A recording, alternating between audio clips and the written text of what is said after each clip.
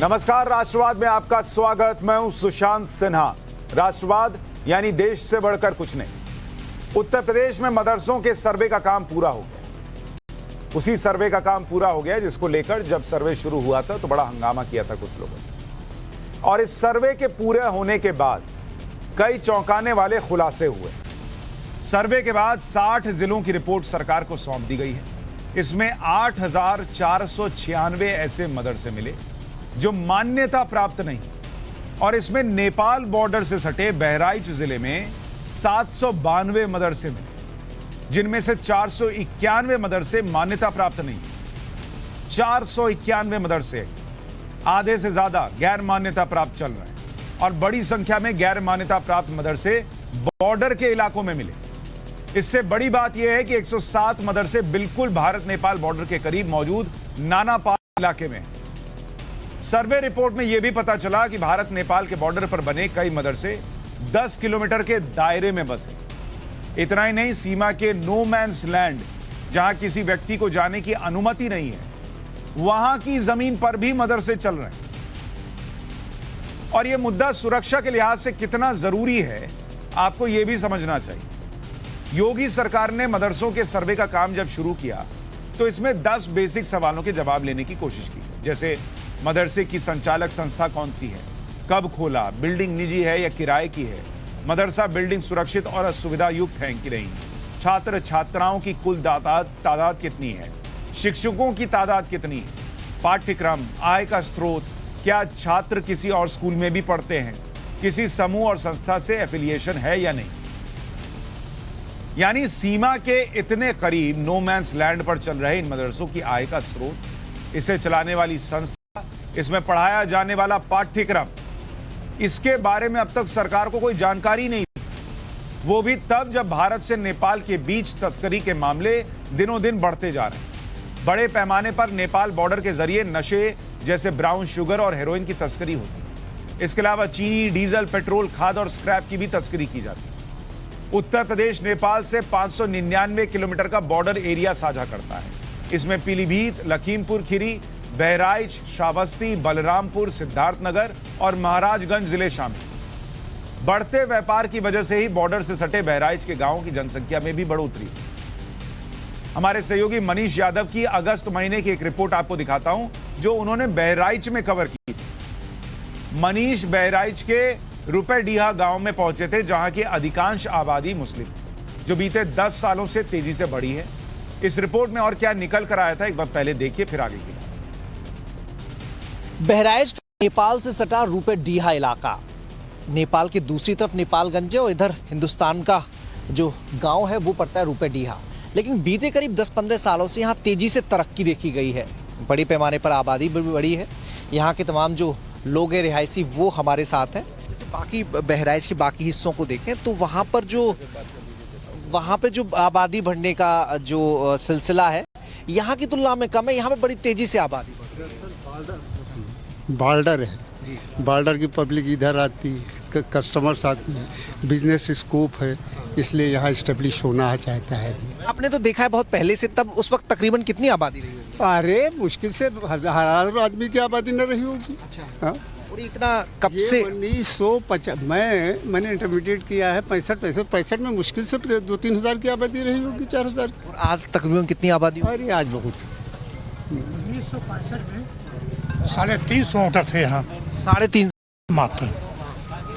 रुपएडीहा गांव, बाजार, समनहा, केवलपुर के नाम से ये रेवेन्यू विलेज है। अच्छा। और ये तो मतलब उसका वो है, पार्ट है।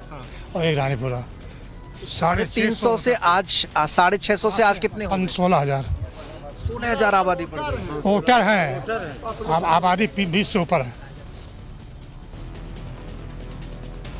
लोग खुद ही बता रहे हैं कि वहां पर आबादी बढ़ी, ऐसे में मदरसों की संख्या भी बढ़ी। मदरसों के सर्वे की रिपोर्ट से सरकार भी सतर्क हो गई। यूपी के डिप्टी सीएम ब्रजेश पाठक ने इस पूरे मामले पर क्या कहा, एक बार सुनिए। मदरसों का सर्वे का काम चल रहा है, आधा काम पूरा हो चुका है। सबसे ज्यादा जो मदरसे हैं वो नेपाल और भारत के बॉर्डर। देखिए, ये जानकारी में आया है कि सीमा पर इस प्रकार की असामाजिक गतिविधियां हैं और सरकार उस पर सीधी नज़र रखी हुई है और उनके बारे में कानून के तहत जरूर कार्रवाई होगी। उधर दूसरी तरफ यूपी सरकार में ही दर्जा प्राप्त मंत्री रघुराज सिंह ने मदरसों को आतंकवाद की यूनिवर्सिटी तक बता दिया। गजवाए हिंद की थ्योरी के आधार पर वो औरंगजेब को महान बताते हैं। ऐसे मदरसे तत्काल हमको बंद करने चाहिए। आदरणीय मुख्यमंत्री जी से, मैंने आदरणीय प्रधानमंत्री जी से, आदरणीय राष्ट्रपति जी सबसे मैंने गुहार लगाई है और लगातार मैं 4 साल से ये कह रहा हूँ, ये मदरसे अब आवश्यकता नहीं है, मदरसे हमको बंद कर देने चाहिए। मदरसे आतंकवाद की नर्सरी नहीं, यूनिवर्सिटी हैं। आप नर्सरी की बात कर रहे हैं, उसमें A to Z पढ़ा दिया जाता है। वहीं से उनको हथियार चलाना, वहीं से उनको हिंदुस्तान के प्रति खिलाफत, वो उनसे पूछ लीजिए कि झंडे में कितने रंग होते हैं उनको नहीं पता, तिरंगा में कितने रंग होते हैं उनको नहीं पता। उनसे ये पूछिए चक्र में कितने लाइन है, ये जरा उनसे एक बार पूछ ले। उनको कोई ज्ञान नहीं, उनको केवल पढ़ाया जाता है कि हिंदुस्तान में खाएंगे और पाकिस्तान के गीत गाएंगे। ऐसे में आज के सवाल हैं कि यूपी में आई मदरसों की बाढ़ क्या सरहद पार किसी साजिश का संकेत है? बॉर्डर पर मदरसा क्या कोई इंटरनल खतरा क्रिएट कर सकता है? नो मैंस लैंड पर बढ़ती मुस्लिम आबादी का सच क्या है? मदरसों का सर्वे पूरा होने के बाद अब योगी सरकार का अगला एक्शन प्लान क्या होगा? चर्चा करने के लिए डॉक्टर रिजवान अहमद वकील हमारे साथ जुड़ रहे हैं। मौलाना वजाहत कासमी राजनीतिक विश्लेषक हमारे साथ हैं। इसके अलावा हाफिज नूर अहमद अजहरी प्रेसिडेंट हैं UP Muslim personal law board of India के, आपका भी स्वागत। और माजिद हैदरी हमारे साथ जुड़ रहे हैं, पॉलिटिकल एनालिस्ट। आप सभी का बहुत बहुत स्वागत है। रिजवान भाई, ये जो सर्वे हुआ इसमें 8,000 के करीब मदरसे जो हैं वो गैर मान्यता प्राप्त निकले। आपको इसमें कोई चिंता की बात दिखती है? जो बॉर्डर के पास मदरसे हैं उसको लेकर चिंता जताई जा रही है। एक भाई साहब ने तो अभी तक कह दिया कि वहां पर जो है वो औरंगजेब को महान दिखाते हैं, जो चीजें पढ़ाते हैं वो देश के लिए खतरा है। ये बातें आपको लगती हैं कि कई सच्चाई हैं और देश के लिए खतरा है? जी हाँ, शुक्रिया। जय हिंद, वंदे मातरम। देखिए, 2 बातें थोड़ी पहले की लेकर चलूंगा। अरशद मदनी साहब ने 2 बयान दिए, उसको इससे जोड़ूंगा। पहला, उन्होंने ये बयान दिया जो बात मैं कई सालों से बोल रहा था कि भाई मदरसे में हमें गांव में, देहात में, जंगल में सस्ती तनख्वाह पे जाकर कुरान शरीफ पढ़ाने वाला, नमाज पढ़ाने वाला मौलाना बनाना है। हमें एक हाथ में कंप्यूटर लेकर, लैपटॉप लेकर नमाज नहीं पढ़नी है। ये मेरा बयान नहीं है, ये आप सुना सकते हैं, ये मदनी साहब का बयान है जो बहुत बड़े एक मरकज़ के एक सदर हैं। तो ये उन्होंने बात मान ली। जो ये बातें होती थी साहब मदरसे में इंजीनियर, डॉक्टर, वो बात अभी आपकी डिबेट में आगे भी होगी, वो भी क्लियर कर दूंगा। तो एक तो बात उन्होंने वो साफ कर दी, चलो इतना तो माना। दूसरा, एक बड़ी रहस्यमय बात उन्होंने बोली जिसने इस पूरी चीज को बड़ा रहस्यमय कर दिया कि हम सर्वे नहीं कराएंगे लेकिन हमें सरकार से मदद भी नहीं चाहिए। यानी सर्वे से ऐसा डर पैदा हो गया कि आपने मदद लेने को मना कर दिया। मैं भी एक संस्था चलाता हूं, मिशन भारत, वो भी गांव में चलती है। वहां भी बच्चों को पढ़ाया, खिलाया, कुदाया, तीर चलाना, एयरगन चलाना, घोड़ा चलाना सिखाया जाता है, मैं चलाता हूं। पर अगर मेरा डिस्ट्रिक्ट मजिस्ट्रेट मुझसे 11 सवाल पूछेगा कि कौन टीचर है, क्या पढ़ा रहे हो, कौन सा सिलेबस पढ़ा रहे हो, पैसा कहां से आ रहा है, बच्चे कौन है, कहां के हैं, तो मैं सारी बातों का जवाब लिख के दे दूंगा। ये मैं कभी नहीं कहूंगा, और ये तो मेरी प्राइवेट फंडेड है, ये मैं कभी नहीं कहूंगा कि डीएम साहब सर्वे आप ना करो, भले आप जो हमारी मदद करते हो वो भी बंद कर दो। जैसे ही मैं ये कहूंगा मैं शक के दायरे में आ जाऊंगा। दूसरी बात, तीसरी बात आपने पूछी जो आपका सवाल था कि क्या ये कोई परेशानी की वजह है या आपको लगता है।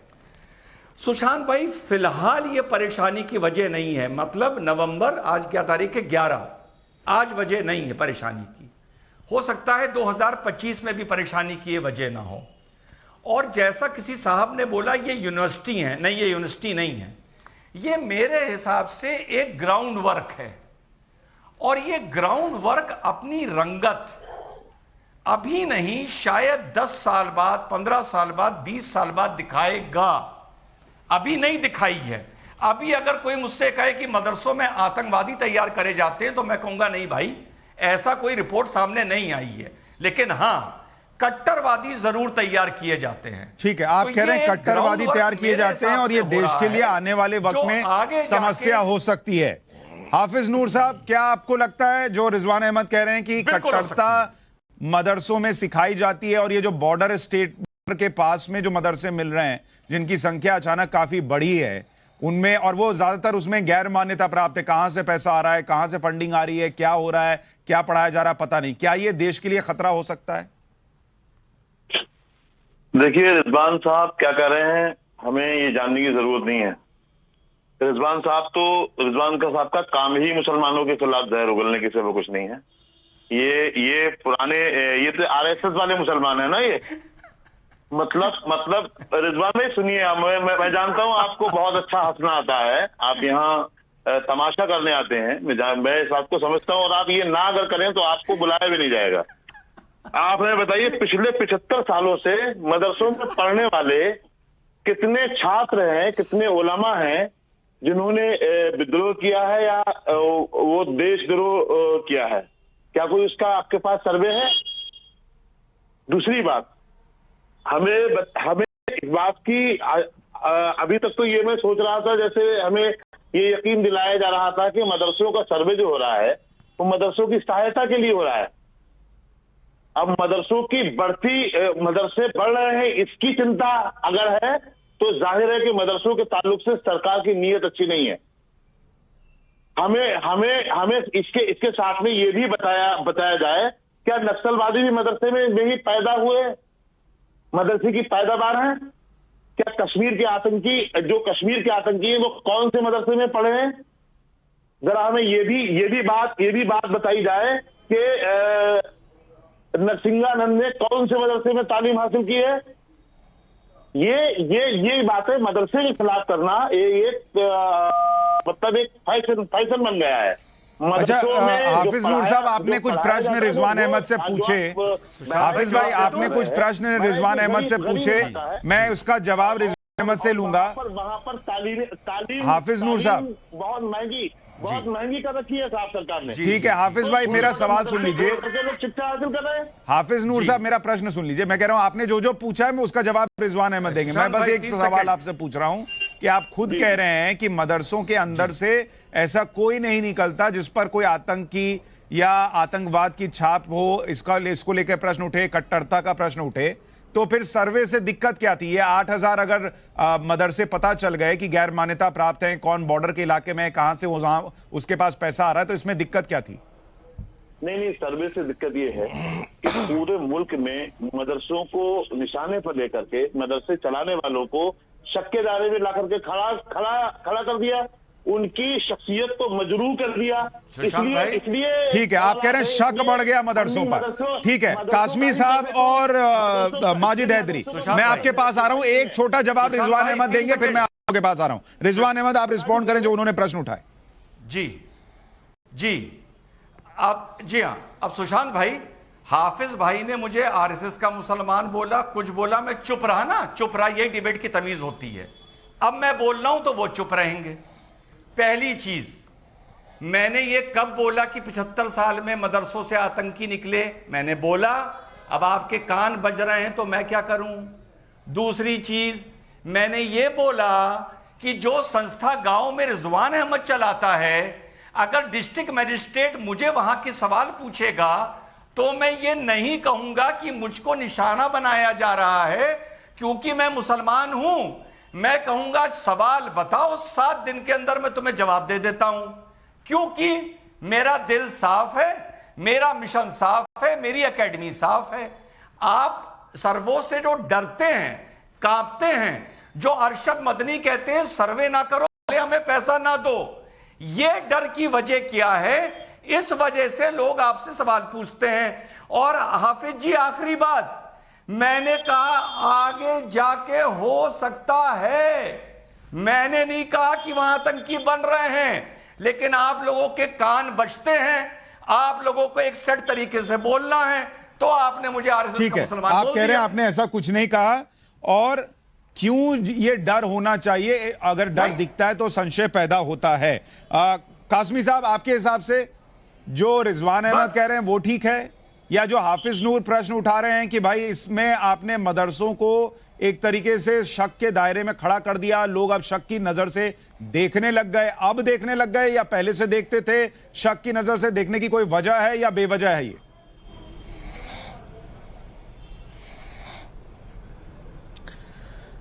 बात यह है कि मदरसे प्राइवेट हों, सरकारी हों, इमदाद पा रहे हों या नहीं, किसी भी सरकार का ये हक होता है कि वो अपने नागरिकों की जानकारी रखे और इस सेट से लेकर के मुल्क तक सुरक्षित रखना ये सरकार के साथ साथ हम सब की जिम्मेदारी है। अगर सरकार कोई सवाल कर रही है और डिस्ट्रिक्ट मजिस्ट्रेट के थ्रू वो सवाल का पर्चा हमें मिल रहा है, हम एक कमरे का मदरसा चलाते हों, रजिस्टर्ड चलाते हों, किसी सोसाइटी के साथ हों, ये प्राइवेट जो भी है हमारा, हमें उन बातों का जवाब बहुत खुले मन से देना चाहिए। ना सरकार की नीयत कल खराब थी, ना सरकार की नीयत आज खराब है। नीयत खराब उन लोगों की है जो इन मदरसे वालों को सरकार के सामने लाकर खड़ा करना चाहते हैं। पिछले 75 सालों में जिन लोगों ने इनको ये बताया है कि अंग्रेजी पढ़ना हराम है, संस्कृत पढ़ना हराम है, हिंदी को नहीं पढ़ना चाहिए, हमें मौलवी ऐसे चाहिए वैसे चाहिए, आज वही लोग जिस अरशद मदनी साहब का जिक्र कर रहे हैं सैयद रिजवान भाई, वही अरशद मदनी ने अभी एक मीटिंग बुलाई थी दारुल देवबंद ने, आपने भी उस पर प्रोग्राम किया था, मैं भी उस प्रोग्राम में था एक डिबेट में। तो देवबंद ने जो मदरसे वालों की मीटिंग बुलाई थी उसमें अरशद मदनी ने कहा कि सब मदरसों के अंदर 10वीं क्लास तक स्कूल की मान्यता होनी चाहिए।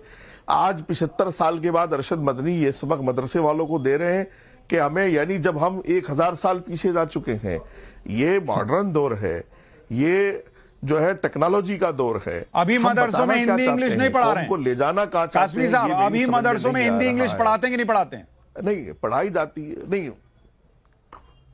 नहीं ये सब बड़ाए नाम है, बकवास करते हैं बैठ करके। और मैं एक चीज और इसमें ऐड करना चाहता हूं, मदरसों का दामन साफ था, साफ है, तो मदरसे वालों को इन सब चीजों से पीछे नहीं हटना चाहिए। और जैसा कि बॉर्डर एरियाज की बात हो रही है, वहां और हर एक नागरिक की जिम्मेदारी बन जाती है देश को सुरक्षित करना, हर नागरिक को सुरक्षित करना, ये हम सब की जिम्मेदारी है। तो हम इस पर खुले मन से सरकार के साथ काम करें। ठीक है, ये कंसर्न देखिए बहुत लोगों का है कि ये मुसलमान ही क्यों, अगर आरोप लगता है कि कट्टरता भरी जाती है और बॉर्डर स्टेट में या बॉर्डर के इलाके में जो है वहां पर अगर मदरसे गैर मान्यता प्राप्त चल रहे हैं और उसमें पता लग जाए कि कौन पैसा देता है, नहीं देता, क्या पढ़ा रहे हैं, तो इसमें क्या गलत है? मैं आपके पास आऊं माजिद हैदरी, उसके पहले चारों लोग एक बार हाथ उठाकर बताइए, आप में से कौन कौन मदरसे में गया है या पढ़ा है? जो गया है वो हाथ उठाए।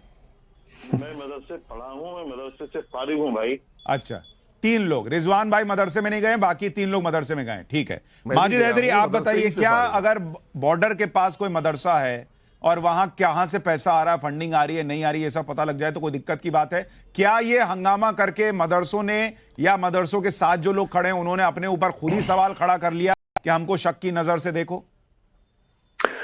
देखिए सुशांत भाई, सबसे पहले समझना होगा मदरसा क्या है। मदरसा एक अरबी शब्द है जिसके माने हैं पाठशाला, शिक्षा की पाठशाला। आप तो खुद भी पाठशाला माशाल्लाह चलाते हैं। शिक्षा की पाठशाला आप इसे कहें, शांति की पाठशाला कहें, प्रेम की पाठशाला कहें, जो आप इसे नाम देना चाहें। क्योंकि मैंने इतने शब्द क्यों कहे? क्योंकि मुंशी प्रेमचंद जी की कहानियां अमर नहीं होती। हम कहते हैं मुंशी प्रेमचंद जी की अमर कहानियां। क्यों कहते हैं अमर? क्योंकि मुंशी प्रेमचंद जी जो थे वो मदरसे से पढ़े थे। राजा राम मोहन रॉय जी जो हमारी हिस्ट्री की किताबों में हम पढ़ते हैं, हमारे बहुत ही माने हुए पर्सनैलिटी हैं, हम उन्हें क्यों जानते हैं? क्योंकि वो मदरसे से पढ़े थे। अगर इस देश में मदरसे नहीं होते तो ये देश आजाद नहीं हुआ होता, क्योंकि मदरसों का इस देश की आजादी में सबसे बड़ा हिस्सा रहा। लेकिन 2014 के बाद कुछ ऐसे हालात बन गए हैं और 2017 के बाद यूपी में कुछ ऐसे हालात बन गए कि मदरसों को दूरबीन से देखा जा रहा है कि भाई मदरसों में क्या चल रहा है। तो भाई मैं आपको बता दूं मदरसों में क्या चल रहा है कि इस साल नीट के इम्तिहान में 10 मदरसे के विद्यार्थियों ने नीट का इम्तिहान क्वालिफाई किया है। अब वो डॉक्टर बनेंगे, बाकी प्रोफेशनल बनेंगे। तो मदरसे पर जो सबसे पहले आप टैग लगा देते हैं कि ये कोई इस्लाम की कोई ऐसा कोई कोट अनकोट जिहादी पढ़ाई चलाती जाती है, वो गलत है। मदरसे में शिक्षा दी जाती है और जब सरकार ये कहती है, योगी जी माननीय की सरकार, कि मैं मदरसों का स्टडी करूंगा, तो मुझे इस पे आपत्ति इसलिए होती है क्योंकि ये राइट टू प्राइवेसी का उल्लंघन होता है। अगर मदरसा हमारे धर्म के साथ जुड़ता है तो मेरी राइट टू प्रिवेसी का उल्लंघन है राइट कि टू योगी जी प्रिवेसी वहां क्या पे है जाके इसमें? चेक करें। इसमें राइट टू प्रिवेसी क्या है? आप स्कूल में क्या ऐसा पढ़ा देते हैं कि उसमें प्रिवेसी का मामला आ जाए? बिल्कुल, आप बात सुनिए क्या प्रिवेसी होती है। यशवंत शिंदे ने अपने फॉर्मल पिटीशन में सीबीआई कोर्ट के सामने कहा है कि शाखाओं में बॉम्ब बनाने की रेसिपी सिखाई जाती है। बॉम्ब बनाना इस देश में आरएसएस की शाखा सिखाती है। मैं नहीं कह रहा, यशवंत शिंदे जो खुद उसके साथ थे। तो मुझे बताइए, माननीय योगी जी ने कितनी शाखाओं का सर्वे करा दिया? पर भाजपा की अरे सरकार पर ने सुनिए, कितनी हेलो, शाखाओं का सर्वे करा? अरे भाई सुनिए, शाखा तो खुले मैदान में लगती है, उसका क्या सर्वे? बंद कमरे में थोड़ी हो रहा है, जाके देख लीजिए वहां क्या होता है, शाखा में क्या सिखाया जाता है, उसका क्या सर्वे कर? शाखा की कोई फंडिंग होती है क्या? अरे भाई आपको पता ही नहीं इसका मतलब शाखा क्या है? अरे भाई शाखा खुले में लगती है, कोई फंडिंग का मामला नहीं है, वहां कोई एजुकेशनल सिस्टम नहीं पढ़ाया जा रहा, देश के लिए आपको क्या करना है, कैसे करना है ये बताया जाता है, उसका क्या सर्वे कराइएगा? मदरसे में फंडिंग नहीं होती, मदरसा बिना फंडिंग के चल रहा है, मदरसे बिना फंडिंग के चल रहे हैं। इस देश में मुसलमानों की आर्थिक हालत इतनी खराब है और मदरसे बिना फंडिंग के चल जा रहे हैं। कटेरी में मत लाओ, ये श्रद्धा का पैसा, आस्था का पैसा होता है जो हम लोग मदरसे को देते हैं। रिजवान अहमद वो कह रहे हैं भाई मदरसे का सर्वे जो है वो इसलिए नहीं होना चाहिए कि ये प्रिवेसी का हनन है, ये हमारा अपना निजी मामला है कि हम मदरसे के अंदर क्या करते हैं ये तुम नहीं झांक सकते। जी जी बिल्कुल बिल्कुल कैसे भाई? बिल्कुल नहीं है, अभी रुकिए। रिजवान अहमद बोलिए। सुशांत भाई जी बोलूं? हाँ बोलिए। अब ये बीच में ना बोलें कोई। अभी हमारे माजिद भाई ने कहा कि सर्वों में मदरसों में ये तो सिर्फ एक पाठशाला है, यहां तो सब पढ़ाया जा रहा है, यहां तो इंजीनियर डॉक्टर बन रहे हैं। तो भैया जब अरशद मदनी ने 7 दिन पहले कहा था कि भैया हमें इंजीनियर डॉक्टर नहीं बनाना, हमें लैपटॉप नहीं चाहिए, हमें तो गांव में जाके सस्ता इस्लाम पढ़ाने वाला मौलाना चाहिए, तो उनको मना करते ना। ये बात रिजवान ने या सुशांत ने नहीं बोली है, ये बात अरशद मदनी ने बोली है 7 दिन पहले। सुन लिया करो डिबेट में आने से पहले, हमारा ये कथन नहीं है, पहली चीज। दूसरी चीज, आपने अपनी बात शुरू करी कि ये पाठशाला है, तो भैया सेंट्रल बोर्ड है पाठशाला में, जैसा बाल शिशु मंदिर और इनमें चलता है, स्टेट बोर्ड है, आईएससी बोर्ड है, ये तीनों बोर्ड में से कोई चूज कर लो अपने लिए। अगर पाठशाला से तुलना कर रहे हो तो ये मदरसा बोर्ड नाम की चिड़िया कहां से आ गई? दूसरी बात। और तीसरी बात, अभी भाई ने, मुझे पता था ये बात आएगी कि 10 लोग नीट में क्लियर करें। आपको पता है ये गेम क्या है? ये गेम क्या है जो ये बताते हैं नीट में क्लियर करें? मदरसे में 12वीं क्लास तक आलिम तैयार किया जाता है, हाफिज तैयार किया जाता है। करते ये लोग ये हैं, मेरे जो मामा थे वो टॉप कॉप थे, आईपीएस क्लियर किया था, सरदने में 1.5 साल के लिए वो मदरसे में पढ़े थे, सरदना में। फिर मेरे नाना ने उनको निकाल के मेरठ में एक कैथोलिक स्कूल में डाल दिया। अब मेरे मामा आईपीएस क्लियर कर गए, अब हैदरी आएंगे और कहेंगे आपको पता है आगा मोइनुद्दीन शाह साहब तो मदरसे से पढ़े थे। अरे पढ़ना वहां से बताया जाता है जहां से आदमी 12th क्लास पास आउट करता है।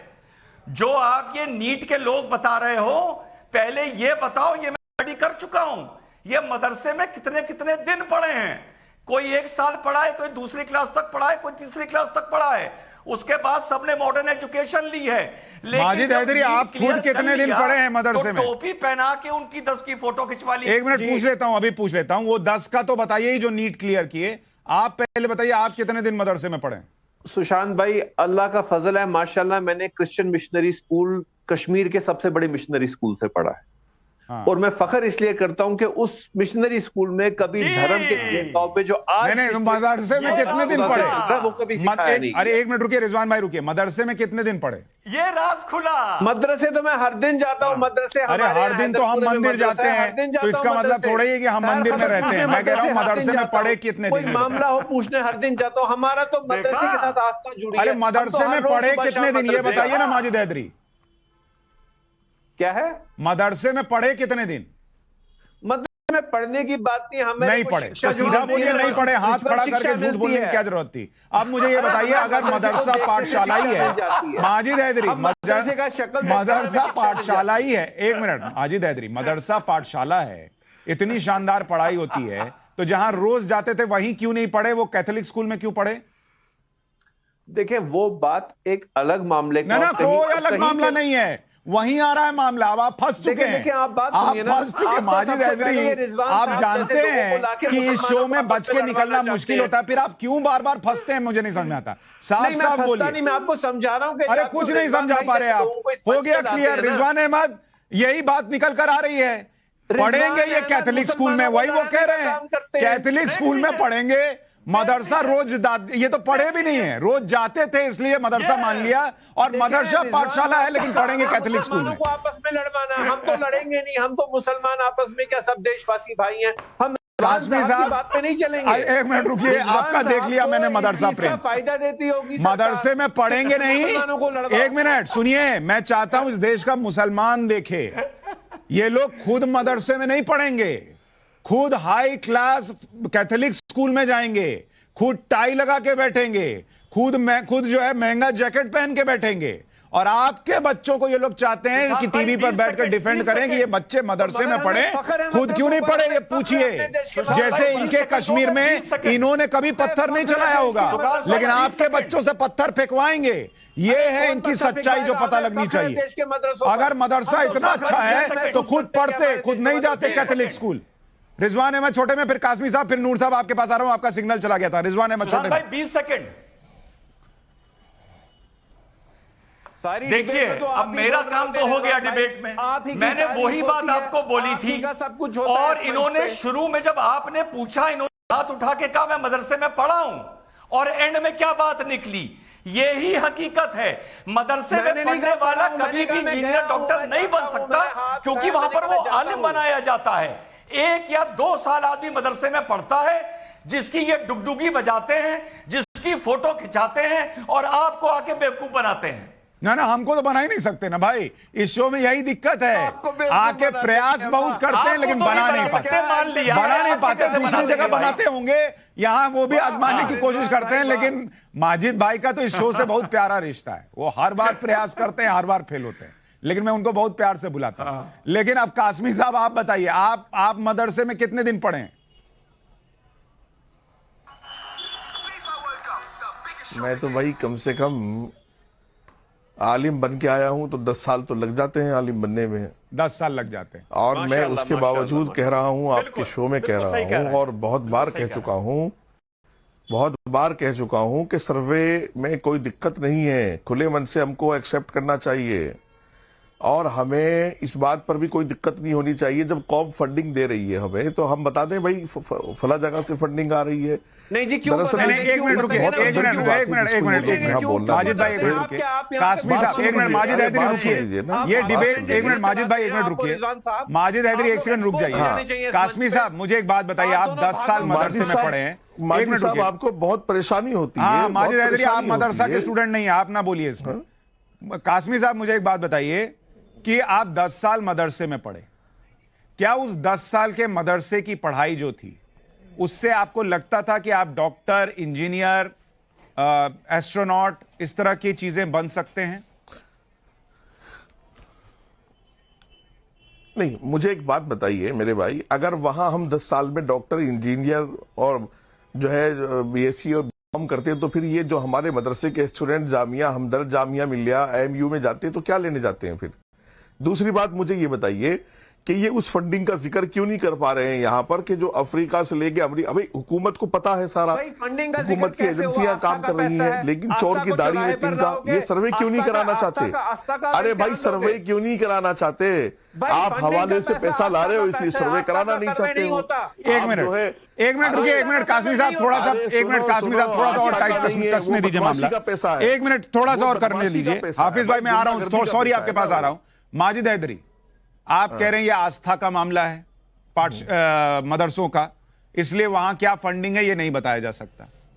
दूसरी तरफ आप कह रहे हैं पैसा हम आस्था से देते हैं, और अरे भाई सुन तो लीजिए, अरे भाई आस्था से पैसा तो हर स्कूल में लोग आस्था से ही पैसा देते हैं, लेकिन वहां बताना पड़ता है डोनर कौन कौन है, डोनेशन कहां कहां से आई है, ये हर जगह चलता है। सिर्फ मदरसे का नहीं पता लगना चाहिए ये क्यों? की आस्था अलग है मेरे भाई, मैं हर धर्म का आदर करता हूं, धर्म की आस्था को मत ले जाओ सर्वे में, मेहरबानी करके हाथ जोड़ रहा हूं, धर्म की आस्था मत ले जाओ। अरे भाई जब वो पाठशाला है वहां आप कह रहे हैं कि धर्म नहीं, हम साइंस, इंग्लिश, हिंदी सब पढ़ा रहे हैं, तो आस्था का मामला कैसे आ गया? या तो कहिए कि हम सिर्फ धर्म पढ़ा रहे हैं, बाकी नहीं पढ़ा रहे हैं। आस्था से दिया, मैं नहीं चाहता हूं कि किसी को पता चले वो पैसा मैंने दिया।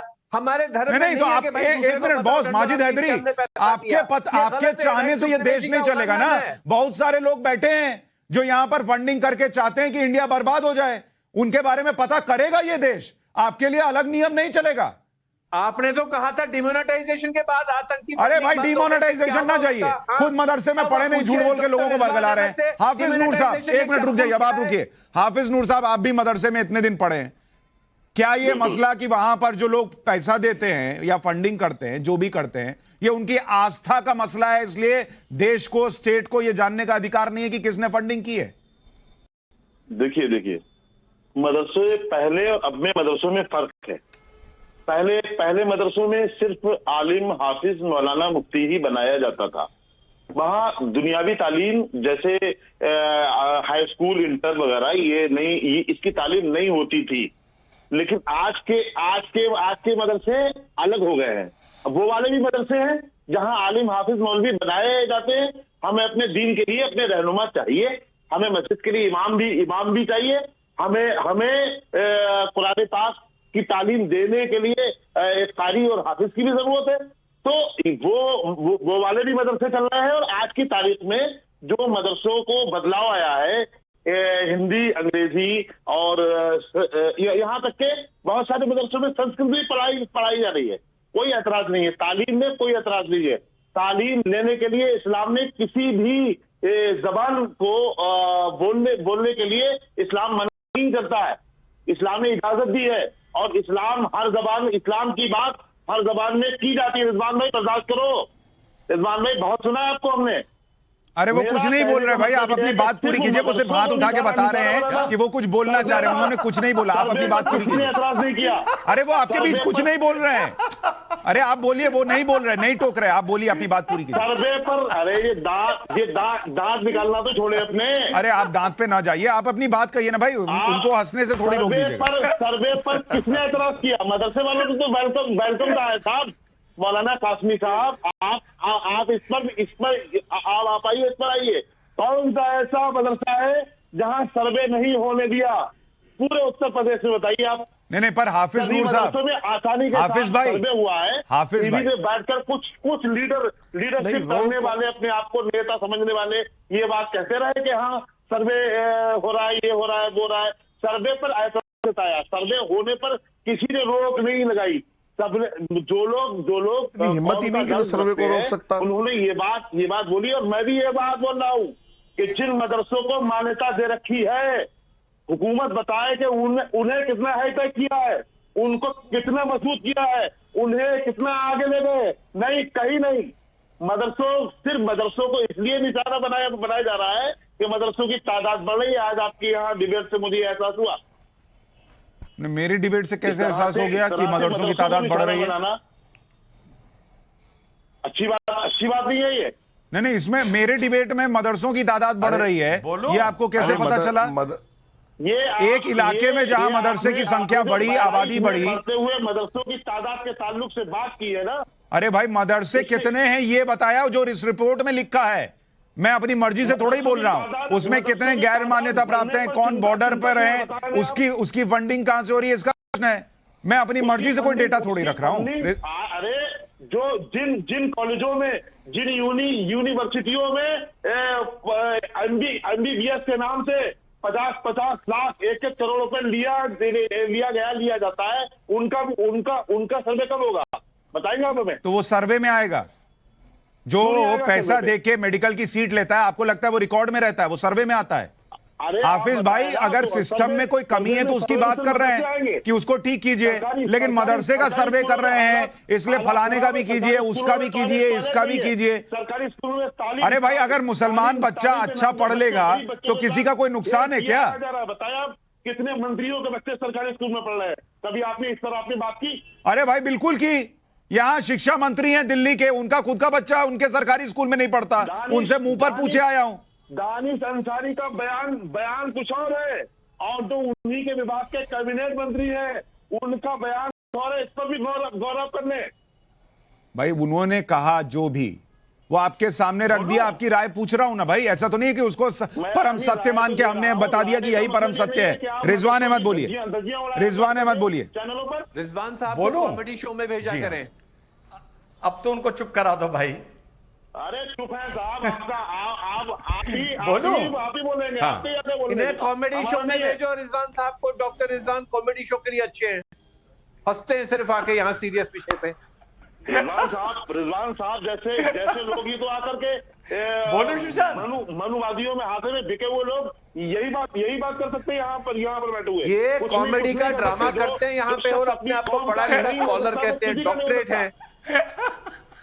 तो अपनी कौम का होना यह है कि कौम कुछ भी करे, कौम में कुछ भी गलत हो तो उसको सपोर्ट करो। ये कौम का होना होता है। बिल्कुल, ये कौम का होना होता है कि कौम में कुछ गलत हो रहा है, कुछ लोग कर रहे हैं तो उनको एक्सपोज करो और कौम को बचाओ। ये ठीक होता है। जो गलत कर रहे हैं तो सरकार मुंह पे हाथ धरे क्यों बैठी है सरकार? नहीं, आप मत बोलिए, अरे भैया बोलो। रिजवान अहमद बोलिए, रिजवान अहमद बोलिए, बाकी का कम की जोड़। रिजवान अहमद बोलिए।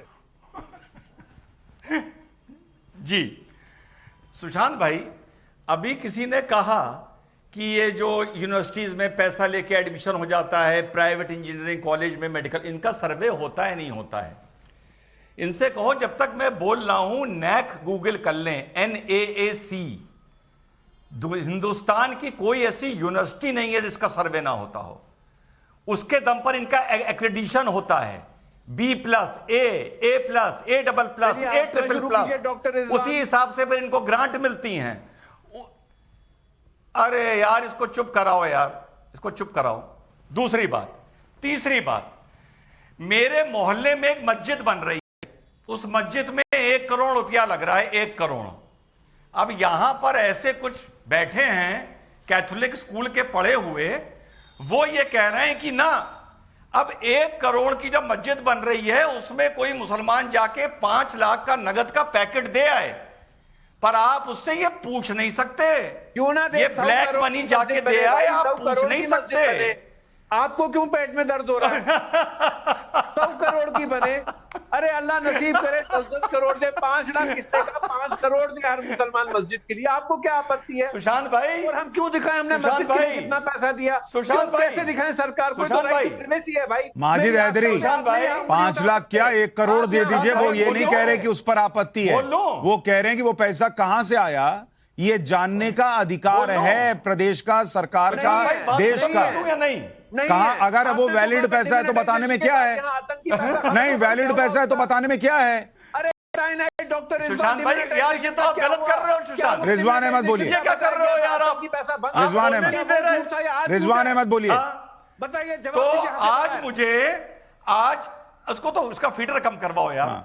आज मुझे ये पता चला कि अगर कोई इस देश में मंदिर या मस्जिद या मदरसा बन रहा है तो जाके 5 लाख का ब्लैक मनी का कैश दे दो, कोई फर्क नहीं पड़ता। ये आज आपके डिबेट में पता चल गया। दूसरी बात सुनिए बड़े काम की, चाहे मदरसा बन रहा हो, मदरसा बोर्ड है, मदरसा संविधान से गवर्न होता है। अगर मैं मदरसे में 50,000 रुपए दूंगा और मेरे पास उसकी रसीद होगी और वो रसीद में जब अपने सीए को दूंगा तो मुझे उसमें चैरिटी का इनकम टैक्स रिबेट मिलेगा। लेकिन यहां पर एक जाहिल बैठा है माजिद हैदरी जो कह रहा है कि मुझे रिबेट भी नहीं चाहिए, मुझे चेक से भी नहीं देना, मुझे सिर्फ कैश के वहां पर देना है।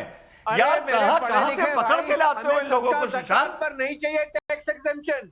अरे भाई माजिद हैदरी, हमें उस पे एग्जेम्पशन नहीं चाहिए। अरे माजिद हैदरी सुनिए ना, आपको टैक्स एग्जम्पशन नहीं चाहिए, बहुत अच्छी बात है, लेकिन इस देश को तो जानकारी चाहिए कि कौन कहां से पैसा दे रहा है और किस मकसद से दे रहा है। ये सिंपल सी बात है। और अगर वो पैसा वाजिब है, अगर वो पैसा ज़कात का है, अच्छा पैसा है, तो बताने में क्या गुरेज है? मुझे ये नहीं समझ में आता। सुशांत भाई सिंपल सवाल, हमारी सरकार ने कहा था डिमोनेटाइजेशन के बाद सारे गलत तरीके की फंडिंग बंद, तो अब ये क्या सरकार झूठ बोल रही थी? तब मुझे बताइए ना जरा, ये डॉक्टर रिजवान अपना मुंह खोले, डिमोनेटाइजेशन क्या था? फिर मजाक था देश के साथ कि लोगों को मरने दिया गया सड़क पे? बताइए ना, देश को मुंह खोलिए, भागवा की तरफ सिर्फ हंसेंगे। मजाक बना के रखा है आपने सीरियस विषय के डिबेट का। बोलिए रिजवान अहमद। बता रहा हूं। ऐसा है कि जब आईपीसी बनी थी और इनकम टैक्स लॉ आया था तो वो भी इसलिए आया था कि देश में कहीं भी कोई ब्लैक मनी ना हो। लॉ आने का मतलब यह नहीं होता कि वो समस्या का पूरा समाधान हो जाएगा। वो इसी तरीके से है माजिद हैदरी, चाहे तुम गर्दन पे टाई पहन लो, चाहे काले शूज पहन लो, तुम जाहिल थे हो और हमेशा जाहिल रहो। अब जाहिल ना बोले टाई उनको, पहनने से कुछ नहीं होता ना उनको जाहिल ना बोले। जाहिल से पढ़ा लिखा कोई नहीं बना सकता। कॉमेडियन की सर्टिफिकेट नहीं चाहिए भाई। नहीं जाहिल वाहिल ना बोले, कॉमेडियन है ना, जाहिल ना बोले। ठीक है, मैंने बोल दिया भाई, जाहिल नहीं बोल रहे। अरे कैसी बात कर रहे हैं सुशांत आप? नहीं आप ना बोले, नहीं ब्राइट नहीं बोले। नहीं कैसी बात कर रहे हैं आप? क्या नहीं आप गलत बात कर रहे हैं। एक आदमी नेशनल टीवी पर बैठ के ये बोल रहा है कि मैं ब्लैक मनी मस्जिद में दे सकता हूं, और आप कह रहे हैं वो जाहिल नहीं है। नहीं उसकी नीयत खराब है ना भाई, वो जाहिल नहीं है, उसको सब समझ में आ रहा है, उसको सब समझ में आ रहा है। आप जाहिल बोलकर उसको वैसे ही प्रोटेक्ट कर रहे हैं जैसे हंसिया लेकर लोग जो है हमला करने जाते हैं और फिर कहा जाता है कि उनकी मानसिक ठीक नहीं है। तो आप जाहिल बोलकर उसको बता रहे हैं कि भाई उनको पता नहीं, उनको सब पता है। वो गलत बात कर रहे हैं, उनकी नीयत खराब है, वो गलत को डिफेंड कर रहे हैं। ये चीज एक्सपोज कीजिए। कासमी साहब अब मुझे आप बताइए। मैं माफी मांगता हूं। कासमी साहब, क्या ये पैसा ज़कात का है? ये पैसा हम दे रहे हैं, मस्जिद में दें, मदरसे में दें, हम किसी को नहीं बताएंगे? ये किसी देश के अंदर, लोकतांत्रिक देश के अंदर ठीक हो सकता है, चल सकता है? ये नहीं पूछना चाहिए सरकार को, अगर सरकार को लगे कि इसकी जानकारी होनी चाहिए? देखिए, ज़कात का पैसा, आ रहा हूं हाफिज भाई, आ रहा हूं। इमदाद का पैसा, ये मेरा निजी पैसा है। मैं इसको किसी मदरसे को दूं, किसी मस्जिद को दूं, वो एक अलग मसला है। लेकिन अगर सरकार मुझसे उसकी जानकारी मांग रही है तो मुझे सरकार को जानकारी देनी चाहिए कि मेरे पास इतना माल था, उसकी इतनी ज़कात थी, मैंने ये इस मदरसे को दे दी है, या इतनी इमदाद इस मस्जिद को दे दी है, या इतना का था वो इस मदरसे को दे दिया है। मैं जहां तक समझता हूं कि ये सुरक्षा से जुड़ा हुआ एक बहुत बड़ा मसला है जिस पर सरकार बहुत गंभीरता से सोच रही है, खासतौर से बॉर्डर्स के जो एरियाज हैं उनमें। तो हमें यहां बैठ करके, चूंकि सुरक्षा हम सब की जिम्मेदारी है और सुरक्षा देश की तो हमारी सुरक्षा है, और इस बात को हम गलत वे में क्यों ले जा रहे हैं कि सरकार की सर्वे पर नीयत खराब है, मदरसों पर नीयत खराब है। भाई सरकार ने कहां हुक्म दे दिया कि जो मदरसे रजिस्टर्ड नहीं है वो बंद हो जाएंगे? और फिर आप इस तरह के, मुझे सुशांत एक शिकायत और है, आप किराए पर एक छोटी सी बिल्डिंग लेते हो, 5,000 10,000 की, मदरसा खोल देते हो, उसके ऊपर जामिया लिखवा देते हो, फिर एक रसीद छपवाते हो, हैदराबाद, बंबई, अमेरिका, अफ्रीका, काका उसका चंदा करते हो। यार एक मैयार भी होना चाहिए मदरसों का, एक मैयार तय करो। सरकार नहीं तय करे तो आप तय करो बैठ करके कि एक मदरसे का यह मैयार होना चाहिए। महल्ले के जो बच्चे वो तो मस्जिद में बैठ करके पढ़ लेते हैं, और जो हॉस्टल्स के इदारे हैं वो बड़े इदारे होने चाहिए। गली गली घर आपने मदरसे खोल रखे हैं, घर घर आपने जो है वो चंदा मांगने की फैक्ट्रियां खोल रखी हैं, तो आप इस पर क्यों नहीं गौर कर रहे? आपको अपने अंदर सुधार करना नहीं है, और अगर सरकार सर्वे कराती है तो सरकार की भी नीयत खराब बता रहे हो। तो इन सब चीजों पर बात करनी चाहिए हम सब लोगों को। हाफिज भाई जरा गरज के बोलिए। अब ये आप क्या उनको पंप कर रहे हैं? उनको बोलना नहीं आता है क्या? उनको बोलने दीजिए। आपसे पूछ के बोलेंगे कि गरज के बोलें कि मिमिया के बोलेंगे। हाफिज भाई आप बोलिए, जैसा मन बोलिए। मौलाना कासमी साहब ने भी कहा कि सरकार ने इनकी गरज से मैं कहा डर जाऊंगा, मदरसों पर कार्रवाई होगी अगर मान्यता वगैरह नहीं है। कल दानिश अंसारी जो उत्तर प्रदेश सरकार में राज्य मंत्री हैं, उन्होंने कल कहा था कि मदरसों के हालात जानने के लिए मदरसों के सर्वे कराए गए हैं। आज धर्मपाल सिंह जो कैबिनेट मंत्री हैं, तो वो बोल रहे हैं कि जिन मदरसों की मान्यता नहीं है वो चल रहे हैं, तो उन कानूनी कार्रवाई होगी। सरकार में ही मतभेद है। दोनों मंत्री अलग अलग भाषा बोल रहे, किसकी भाषा बनी जाए, किस पर यकीन किया जाए, बताएंगे आप? दूसरी बात यह है, बहुत जिम्मेदारी से आपको बता देता हूं कि सरकार आपको मान्यता लेने के लिए वक्त देगी, सरकार आपको वक्त देगी और दे रही है। अगर उसके ये कहा ही नहीं है साहब, भी आप सोसाइटी रजिस्टर नहीं करा सकते। जो मदरसे हमारे जहाँ दीनी तालीम सिखाई जा रही है, जहाँ कुरान पढ़ना सिखाया जा रहा है, जहाँ कुरान के मतलब। हाफिज भाई देखिए, मैं आपको एक क्लैरिटी देता हूँ, एक मिनट कासमी साहब। हाफिज भाई सुनिए, मैं आपको एक क्लैरिटी देता हूँ। आप बिल्कुल ठीक कह रहे हैं। अगर सरकार की नीयत यह है कि भाई मदरसों को आपको अपग्रेड करना है या कहां से फंडिंग आ रही है वो सुरक्षा के मामले से पता करना है, तो जो जिम्मेदार लोग हैं वही जवाब दें। आप बिल्कुल ठीक कह रहे हैं कि हर आदमी जिसका कोई लेना देना नहीं इस फैसले में, वो भी अगर कहेगा कि ऐसा होगा तो ऐसा होगा, वैसा होगा तो वैसा होगा, कि उनको छपास रोग है, उनको टीवी पर आना है, तो ये उचित नहीं है। ये आपका पॉइंट बिल्कुल ठीक है। लेकिन इसमें मैं ये कह रहा हूं कि जो मदरसे हैं, जो लोग चला रहे हैं, वो भी देखें कि भाई कागज में क्या आ रहा है, मुख्यमंत्री क्या बोल रहे हैं या संबंधित विभाग के मंत्री क्या बोल रहे हैं। या आजकल टेलीविजन के सामने बहुत लोग बहुत कुछ बोलते हैं, उस पर ना जाएं। अब आप अपनी बात कहिए। जो मदरसों का जो मैनेजमेंट है, जहां जहां चल रहे हैं, मदरसे वालों ने नहीं कहा कि हम बता रहे हैं कि भाई कहां से हमारी फंडिंग है। मदरसों वालों ने बताया है। मदरसों वालों से जो पूछा गया है, उन्होंने बाकायदा जो टीम आई है मदरसों में, उनका इस्तकबाल किया, उन्हें नाश्ता भी कराया है। वो लोग खुश होकर के गए हैं। मदरसे वालों ने किसी का अपमान नहीं किया। लेकिन ये एक बात ये कहने में जरूर आएगी कि आखिर निशाने पर मदरसे ही क्यों, सर्वे मदरसों का ही क्यों, सर्वे सरकारी स्कूलों का क्यों नहीं, सर्वे उन आश्रमों का क्यों नहीं जहां हिंदू धर्म की तालीम दी जाती है। क्या हिंदू हाफिज भाई, हाफिज भाई के लिए मेरा एक इस पे प्रश्न है। हाफिज भाई तो मुसलमानों को भी जरूरत है। हाफिज भाई, मेरा एक प्रश्न है। क्या कभी जैसे दिल्ली में इमाम जो हैं उनको सैलरी मिलती है, क्या कभी उस वक्त पलटकर यह पूछा जाता है कि हमको ही क्यों मिलती है, मंदिर के पुजारी को क्यों नहीं दे रहे हो? बंगाल में दे रही है ममता बनर्जी, उनसे पलट के कभी पूछा जाता है कि हमको ही क्यों दे रहे हो, उनको क्यों नहीं दे रहे हो? लेकिन जब सर्वे की बात आती है जिसमें कुछ छुपाने जैसा है भी नहीं आप लोगों के पास, और आप खुद कह रहे हैं कि सबको नाश्ता चाय पानी करा के भेजा, तो फिर ये माहौल क्यों बनाना कि उस चीज में जो है आपको टारगेट किया जा रहा है? आप समझिए, जैसे अभी आपने दिल्ली का तस्करा किया, तो सरकारों को ये चाहिए भी है कि किसी भी धर्म के ज्ञाता हो, किसी भी धर्म के पेशवा हो, रहनुमा हो, अगर एक धर्म के साथ ऐसा सलूक है तो दूसरे धर्म के साथ भी वैसे ही सलूक होना चाहिए। और मैं कह रहा हूं हाफिज भाई, वहां आप नहीं कहते ना कि ये नहीं दिया। मैं माफी चाह रहा हूं रिजवान भाई, एकदम समय खत्म हो गया। लेकिन बस इतनी सी बात है कि अगर सर्वे हो रहा है और कुछ छुपाने जैसा नहीं है तो उसको लेके विरोध भी ना, और सर्वे हुआ, उसमें चीजें निकल कर आई तो वो मदरसों के भी पक्ष में, हक में, और देश के भी हक में है, ये मानकर चलना चाहिए। आप सभी का बहुत शुक्रिया चर्चा में जुड़ने के लिए। राष्ट्रवाद में एक छोटा सा